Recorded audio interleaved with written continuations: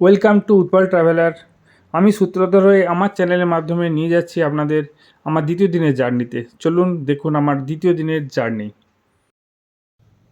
বন্ধুরা, কালকে অনেক রাত হয়ে যাওয়ার জন্য আমি ভিডিও আর ক্লোজ করতে পারিনি। তো আজ সকালে উঠে কালকে কানপুরে এসে স্টে করেছিলাম। তো আজ সকালে এখন কানপুর থেকে বেরিয়ে যাচ্ছি। চলুন রাস্তায় দেখা হচ্ছে।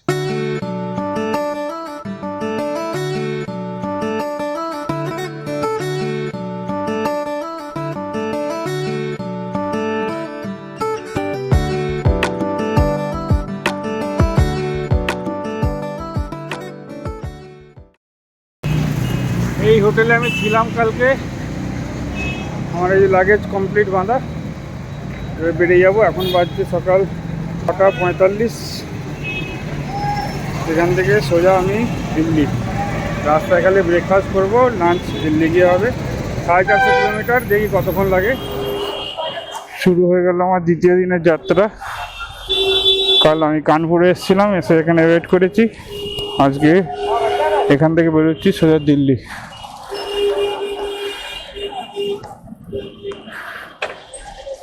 चलो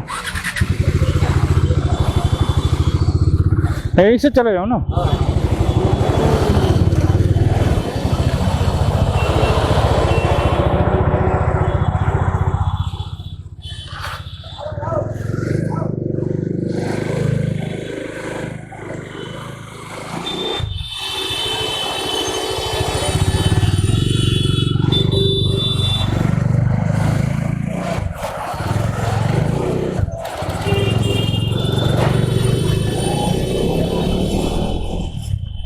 শুরু হয়ে গেল আমার দ্বিতীয় দিনের যাত্রা। শুরু করলাম কানপুর থেকে।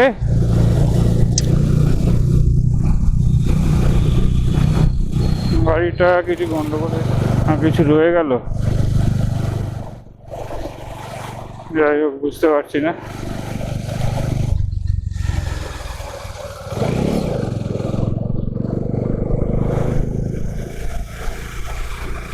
হরে হরে মহাদেব। সকাল সকাল আমার 7টা এখনো বাজেনি, আমি গাড়ি স্টার্ট করে দিলাম।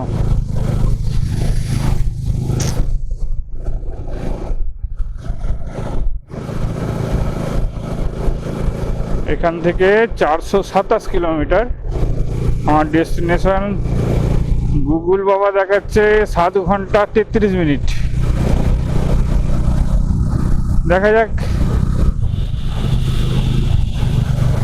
সবাই বলছে 12 ঘন্টায় তুমি বারাণসী পৌঁছালে কি করে। তো 19 ঘন্টা আমি কানপুর হয়ে গেছি, কেন বারাণসীর পরে আমি অনেক স্টপেজ দিতে দিতে এসেছি। তো সেই জন্য আমার একটু সময়টা বেশি লেগেছিল। কি করব কনফিউশন ছিলাম, যে সোজা বেরিয়ে যাব না এখানে স্টে করব। তো রাত্রে দেখলাম অন্তত রাত্রে না গিয়ে সকালবেলায় বেরোলাম। কালকে রাত্রে স্টে করে এখন চললাম ডেস্টিনেশনে। আজকে ছোট 427 কিলোমিটার। তো আশা করছি টাইমে পৌঁছে যাব। এটা 7 ঘন্টা দেখাচ্ছে যদিও। তো দেখা যাক, রাস্তাতে ব্রেকফাস্ট করব, তখন দেখা হচ্ছে। এখানে দাঁড়িয়েছি চা খেতে। হঠাৎ দেখি গাড়িটা টানছিল না, সন্দেহ হচ্ছিল। গাড়ি তাকিয়ে দেখি গাড়ি পাংচার। এই গাড়ি পাংচার সারাচ্ছি, সারিয়ে বেরোচ্ছি।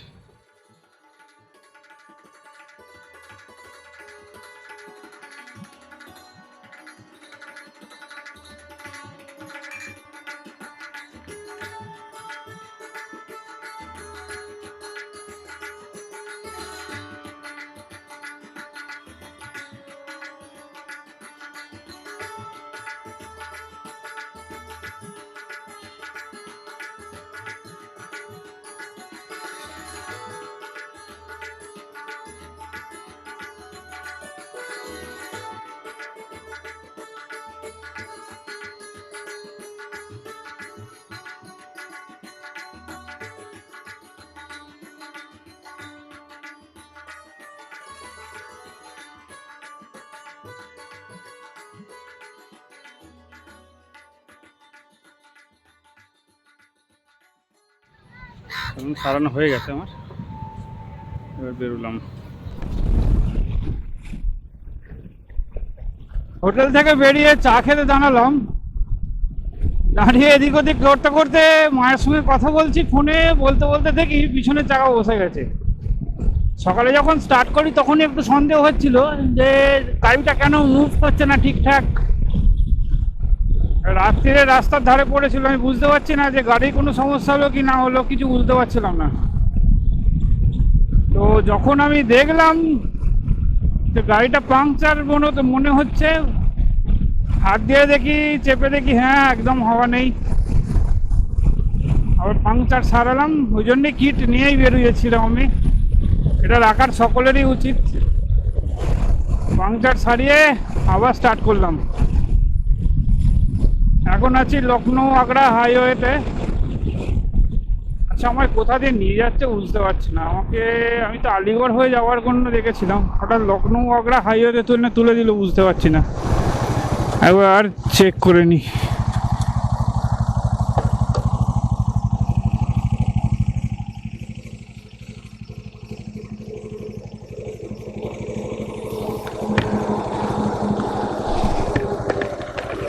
হ্যাঁ, আগ্রা হাইওয়েতে খানিকক্ষণ আছি, তারপরে মাঝখান থেকে আমি সোজা বেরিয়ে যাব। আর লখনৌ আগ্রা হাইওয়ে সাইডে থেকে যাবে। ঠিকই আছে।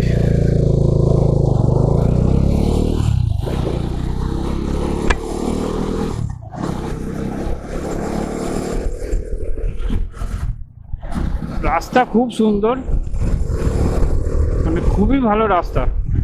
ঔরঙ্গাবাদ থেকে সাসারামের পর পর্যন্ত একটু খালি খারাপ রাস্তা পেয়েছি, ওটা যদিও আন্ডার কনস্ট্রাকশন বলে রাস্তাটা খারাপ হয়েছে। তাছাড়া আর কোথাও কিন্তু রাস্তা একদম প্রত্যেকটা জায়গায় একদম খুব সুন্দর রাস্তা, কোনো সমস্যা হয়নি কোনো জায়গায় যেতে। কালকে শুধু কানপুর শহরে ঢোকার সময় ওখানে রাস্তাটা জিটি রোডটা ন্যারো, এটা সব জায়গাতেই, আমাদের ওখানেও জিটি রোড ন্যারো, যেহেতু এটা বাইপাস নেই তো এই রাস্তাটা দিয়ে জুড়ে দিয়েছে। তো ওইটুকু রাস্তা খালি একটু জ্যাম ছিল খুব, তবে রাস্তা খারাপ নয়, জ্যাম ছিল খুব সরু রাস্তা, দুটো গাড়ি যা হোক করে যায়।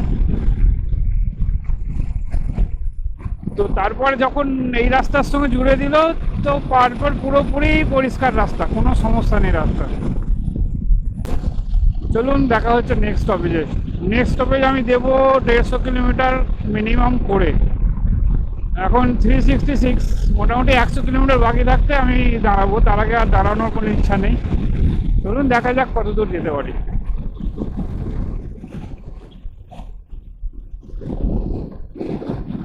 এদিকে চারিদিকে শুধু ভুট্টা ক্ষেত, আমি দেখতে পাচ্ছি যত আসছি রাস্তায় দুটো সাইডে যত জমি আছে চাষের, সব জায়গায় শুধু ভুট্টা ক্ষেত।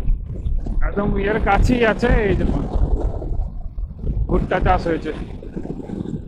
দারুণ রাস্তা, গাড়ি চালিয়ে খুব মজা। আজকের ওয়েদার কি থাকবে কে জানে। কালকে তো ওয়েদার খুব ভালো ছিল, কোনো রোদ ছিল না।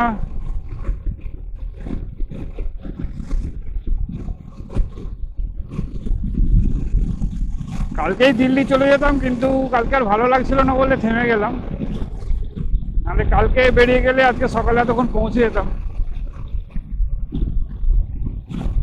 কিন্তু শরীরকে প্রেশার দেওয়া ঠিক না, কেন আমার এটা জার্নিটা স্টার্ট হচ্ছে, এটা শেষ নয় যে আমি যত পারবো প্রেশার দিয়ে বাড়ি গিয়ে ঘুমবো দুদিন। এটা আমার জার্নি স্টার্ট যেহেতু হচ্ছে, ফলে আমি শরীরকে প্রেশার দিতে চাইছি না, সেজন্যই কালকে আমি আরো কানপুরে থেকে গেলাম। হোটেলটা মোটামুটি এমনি ঠিক আছে, কিন্তু পার্কিংয়ের খুব সমস্যা। আমার গাড়ি সারা রাত বাইরে রাস্তায় পড়েছিল, লাগেজগুলো ভেতরে ঢুকে যা হোক নিচেই রেখে দিয়েছিলাম, ওপরে তুলতে পারিনি। ছোট লিফট, এত লাগেজ একবারে উঠবে না, 2-3 বারে উঠতে হবে। ও বললো নিচেই রাখুন, কোনো সমস্যা নেই। তো ঠিকই ছিল, কোনো সমস্যা ছিল না।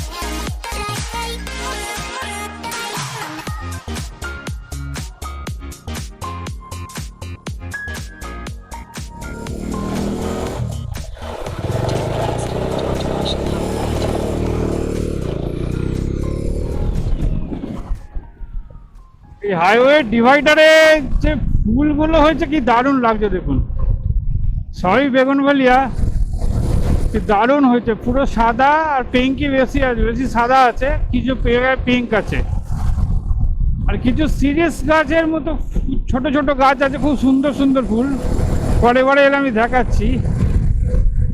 আর এখানে পুরো বেগুনভেলিয়াতে ভর্তি, আর ফুল ফুটে আছে এখন প্রচণ্ডই দেখুন।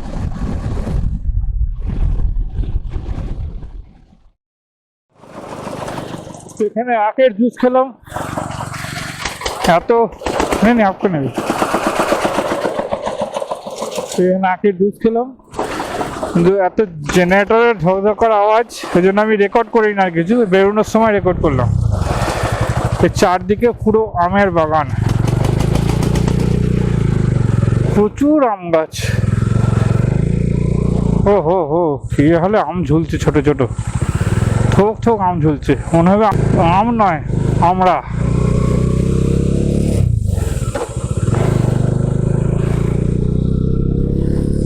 এখানে আম লেটে এসছে কি,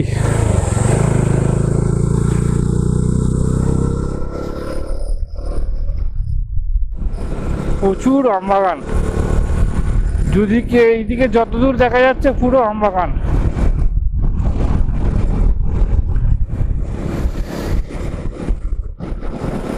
সকাল থেকে এইভাবে টুকটাক টুকটাক খেতে খেতেই চলে যাচ্ছি, সলিড খাবার আর খাওয়া হচ্ছে না। তাহলে একদিকে ভালো হচ্ছে, শরীরে ঠান্ডা থাকছে, পুষ্টিটাও পাওয়া যাচ্ছে, যা হবে ঘরে গিয়েই খাওয়া হবে।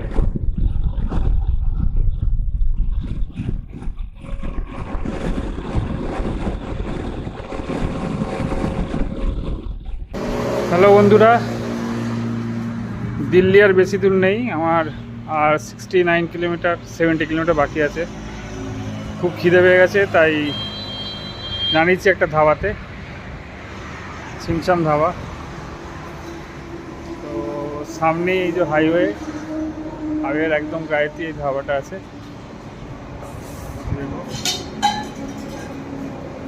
এখানে খাবার অর্ডার দেওয়া হয়েছে, दाल मखनी और रोटी। भैया थोड़ा तीखा कर, ज़्यादा नहीं, थोड़ा तीखा। খাবার এসে গেছে, এই হলো রুটি, ডাল মাখানি, লঙ্কা, পেঁয়াজ। দেখি কেমন খেতে, টেস্ট করে।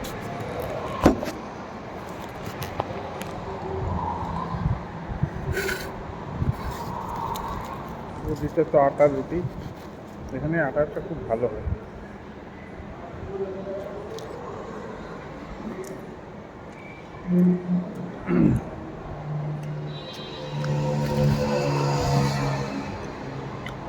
ওরা তীখা বলেছিলাম, ব্যাস ঝাল দিয়ে দিতে, কিন্তু খারাপ না, খেতে চলে যাবে। তো হাই ফাই টেস্ট না, কিন্তু চলে যাবে। লেবুটা দিই,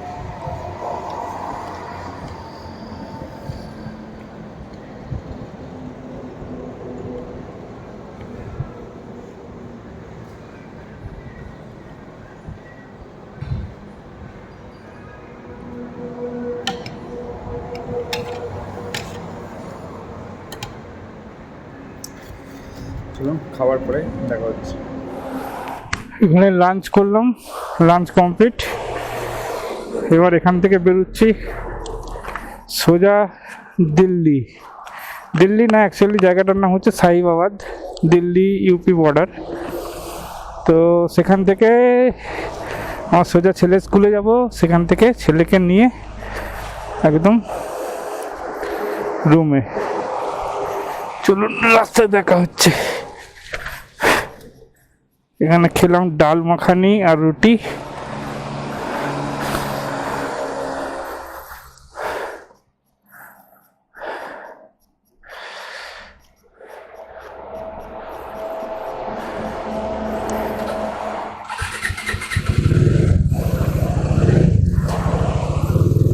দেড় ঘন্টা সময় লাগবে পৌঁছাতে। চলো।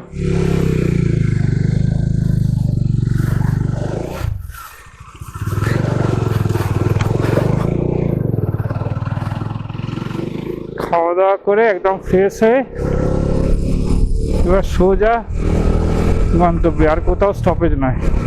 এটা গন্ডগোল হয়ে গেছে, দাঁড়াতে হবে। আমার এখানে ম্যাপটা স্যাটেলাইট ভিউ হয়ে গেছে, স্যাটেলাইট ভিউটা চেঞ্জ করতে হবে।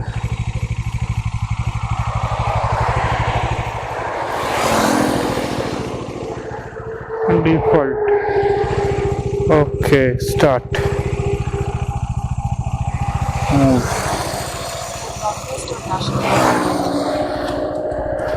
77 কিলোমিটার আমাকে 1.5 ঘন্টা কমপ্লিট করতে হবে, এটা আমার টার্গেট। এখন গাড়ির তেল ফুরুক, ক্ষতি নেই, আমার টার্গেট আমাকে ফুলফিল করতে হবে।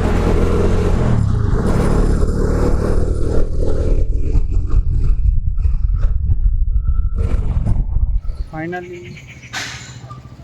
আমার ছেলের স্কুলের সামনে দাঁড়িয়ে, এই যে সামনে এটা হলো ছেলের স্কুল, এই যে এটা হচ্ছে ছেলের স্কুল,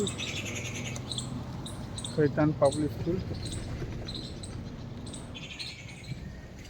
এই হলো ছেলের স্কুল, এখানে ওয়েট করছি আমি। ছেলে এখন বেরোবে চাবি নিয়ে। ছেলের মাও এই স্কুলের টিচার, সেও এর ভেতর বসে আছে, সে আসতে পারবে না। ছেলে চাবি নিয়ে ফিরে আসছে, ছেলেকে নিয়ে আমি রুমে চলে যাব।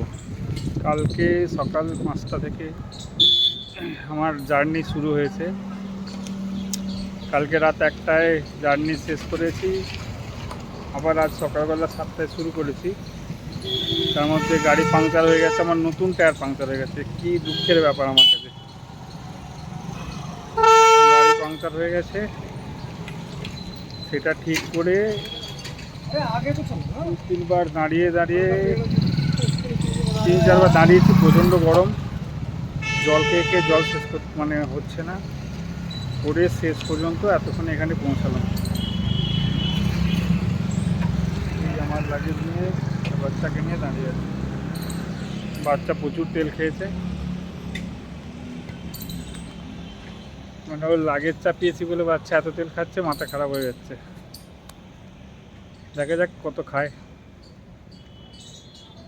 এরপর তো লাগেজটা একটু ওয়েটটা কমে যাবে, কিছু জিনিস এখানে রেখে দেবো। বেটুর এখনো ছুটি হয়নি, তাই আমি একাই রুমে চলে যাচ্ছি, চাবি নিয়ে নিয়েছি। রুমে গিয়ে ওয়েট করি সব ফ্রেশ হয়ে, ততক্ষণ বেটু চলে আসবে।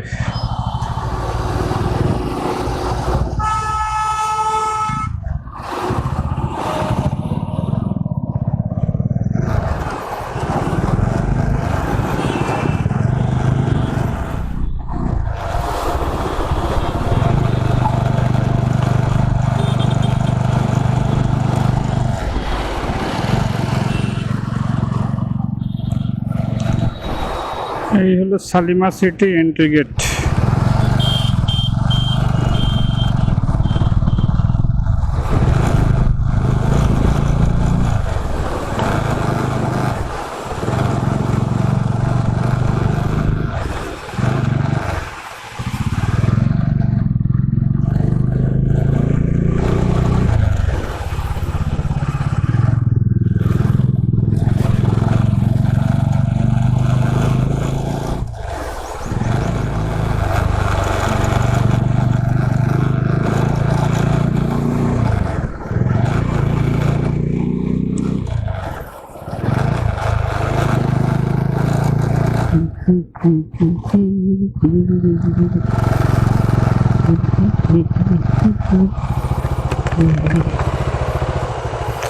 E Tower 809।